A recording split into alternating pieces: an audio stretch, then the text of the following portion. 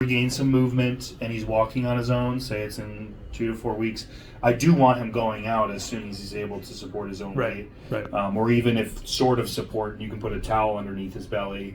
Right. I do want him going out for quick, 3-minute walks to start trying to move those limbs. When he's walking, when he's doing supported walking, say with a towel, do we want to, basically limit his toe dragging to? Yeah, good question. I don't want him wheelbarrowed because I want the toes to touch the ground. Yeah, it's okay if they touch and drag, but we don't want them. We don't want them to pull the legs. I don't want them behind. to get.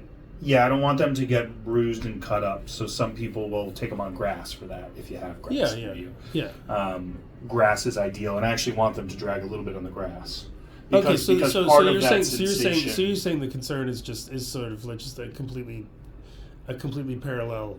Like you don't want his feet to get fucked up on concrete. Yeah, you can. But so in terms if of you're on spine, grass, you can go for 3 minutes, and he can just do. So in terms of his spine health and recovery, what is in this kind of supported walk activity is the leg dragging good? It's actually fine. good. Yeah, okay. Touching the ground is good. Okay. You are gonna have to support some of his weight, otherwise he'll collapse. Yeah. But kind of hold him in a normal walking position and let him and see what he does with his limbs. Okay. The actual touching of the ground on his toes will help recover. So basically, what I'm getting is like large strokes, like lateral motion of his legs is not like we're not really too concerned about the position of his legs.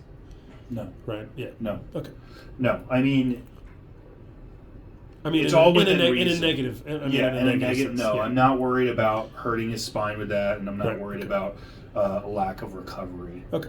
Cool. With that. Oh, that's great. Yeah. That's very good for me to hear because it's like he'll sit in a position and I'm like, oh fuck. Yeah. No. They're like Yeah, he's gonna sit in some weird positions, and you're gonna be like, what are you doing, dude?